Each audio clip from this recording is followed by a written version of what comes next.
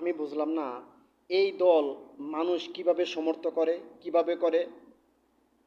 এই দলের প্রধানেরা ইসলামী মৌলবাদ নিয়ে কথা বলে, আরেকজন বড় নেতা শরিয়া আইন বিশ্বাস করে না।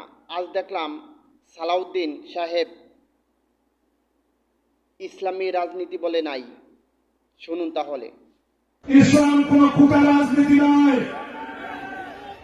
ইসলাম কোন রাজনীতির বাক্স নয়। আমরা সবাই বাংলাদেশের সংখ্যাগরিষ্ঠ মানুষ মুসলিম ইসলাম ধর্মে বিশ্বাস করি।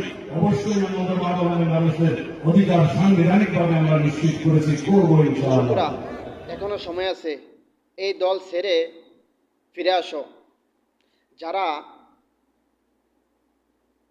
বিভিন্ন বিষয় নিয়ে, কোরআন হাদিস নিয়ে খারাপ মন্তব্য করে, তাদের ভিতরে কোরআন হাদিসের কোনো এলেম নাই, তারা মঞ্চে উঠে ইসলাম বিদ্বেষী বক্তব্য দেয়। তাই বলতেছি, সালাউদ্দিন সাহেব, আপনি 16 বছর কোথায় ছিলেন জনগণে জানে।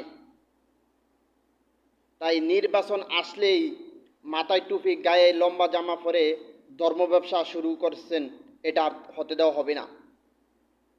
বাংলাদেশের মুসলিমরা এখনও জীবিত আছে, তাই আপনি কথা বলতেছেন।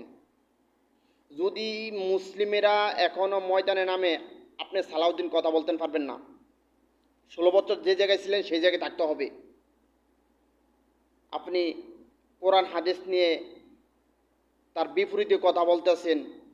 আল্লাহ রসুল সাল্লাল্লাহু আলাইহি সাল্লাম রাষ্ট্রপ্রধান ছিলেন না, সাহাবীরা রাষ্ট্রপ্রধান ছিলেন না। হযরত আবু বকর, হযরত ওমর, হযরত আলী, হযরত ওসমান আর অন্য অন্য সাহাবীরা রাষ্ট্রপ্রধান ছিলেন। কোরআন হয়েছে রাজনীতি নিয়ে। আপনি সেই কোরআন হাদিস নিয়ে কথা বলেন, জনগণ বেশ ভালো চিনে আপনাকে। তাই এখনো সময় আছে, সাবধানে কথা বলুন। তাহলে জনগণ যে গর্তের ভিতরে 16 বছর ছিলেন, সেই গর্তের ভিতরে আবার পাঠিয়ে দিবে। কারণ আপনার বড় নেতা এখনো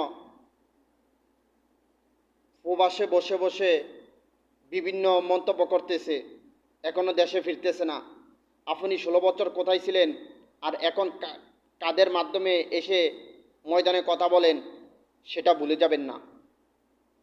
তাই বলতেছি, সময় আছে, এখনো ফিরে আসুন।